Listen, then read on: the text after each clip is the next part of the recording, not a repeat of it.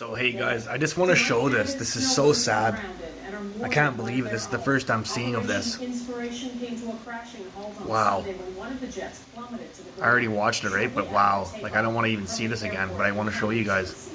An investigation is now underway into what went wrong. The crash killed Captain Jenn Casey. It's so sad. But the pilot, Captain Richard McDougall, survived. A number of people were watching the takeoff and taking videos. It's coming up. You'll see. It's really harsh, man. See, watch. Less than a minute after takeoff from Kamloops Airport, shortly before noon on Sunday. Everything looked routine. The two snowbirds were en route to Comox, BC, the Tudor jets flying side by side. On this shot, at about 23 seconds in, you can hear a slight pop in the engine.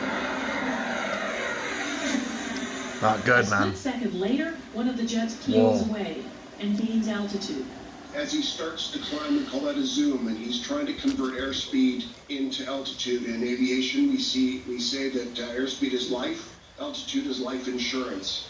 And so having that extra altitude creates two options. One is sort out the problem while you're further from the ground, and the second is to create more space between the airplane and the ground to eject. It keeps rising until about 35 seconds when it appears to stall and begins to nosedive. At 39 That's seconds, so brutal. you see what appear to be two ejections. Whoa. But no visible sign of parachutes. And about 41 seconds after takeoff, the snowbird crashes into a residential neighborhood. The pilot landed on the roof of a house. Remarkably, no. You know, he was asking about his fellow pilot too to see if she was okay, even though he was dealing with his own injuries. Like, he really cared about her. It's really sad she passed away. As you mentioned, the plane went down in a residential neighborhood just a few minutes from here, and that is why so many neighbors were able to rush to the scene.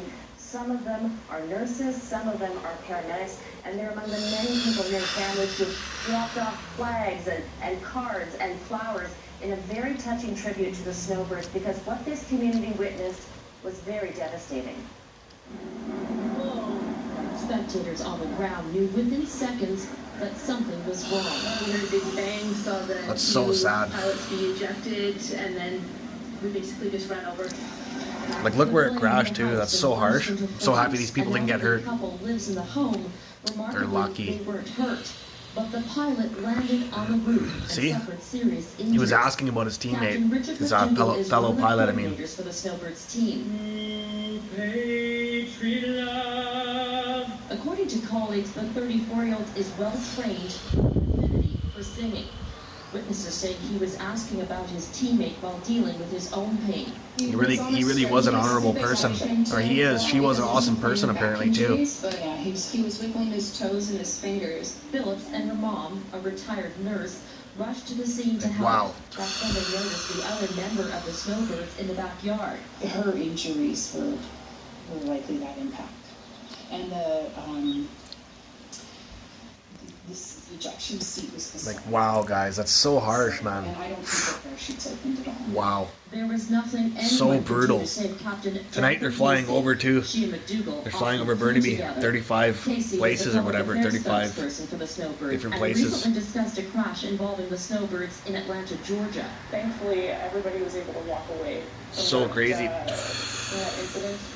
The pilot, Kevin DeMongrenier, used his skills and training to put the plane in an unpopulated area, and everybody was able to walk away. Brutal, man. The day of the crash that took her life, the snowbirds faced delays because of weather and, according to one pilot, a technical problem. All right, so we're on the ground in Kamloops. Unfortunately, because of some electrical malfunctions, a few of us had to come back early. The snowbirds' jets are now grounded at the airport in Kamloops. The military has its own investigative team looking into the matter. The precise circumstances leading up to the crash are not known. The crash site has been secured by local law enforcement, and the immediate flight safety response is being coordinated on the ground by the team's flight safety officers as we speak.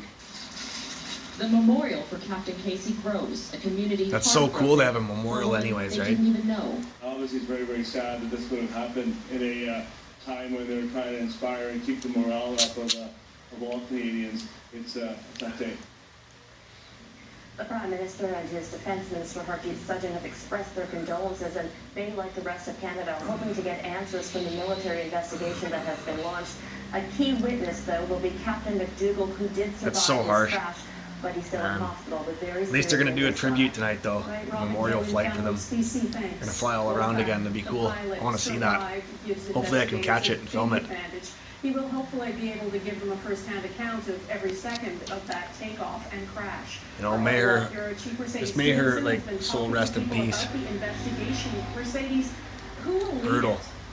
Well, Donna, this will be led by the Directorate of Flight Safety, which is part of the Air Force. And Like, they guys, do man. this using Air Force experts as well Wow. as experts, if necessary, from Transport Canada to get involved in Super sad, man. They conduct the Tonight they're going to be so cool, though, when they fly over. They're going to fly over all over, like, 35 different places and a whole bunch of planes. I forget how many. I made a mistake. Can't remember how many.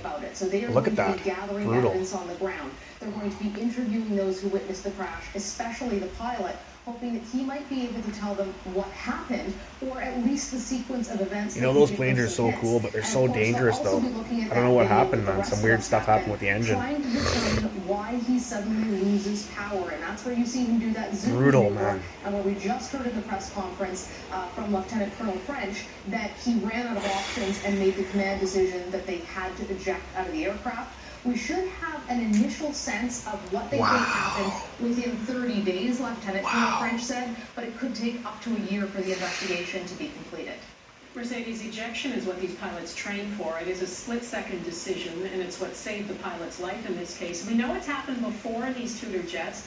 How much of a factor might the ejection seats be in the investigation?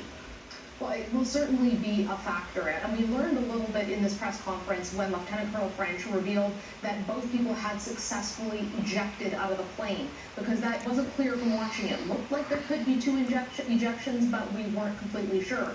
The question will be, did the seats function as they were intended to? These are older seats, so in newer aircraft, you can eject much lower to the ground, the pilots tell me, and it's much more survivable. These are older aircraft, they're not designed to save your life at a low altitude, and they will be looking at whether that seat separated properly and whether or not that was any kind of a factor in Captain Casey's death.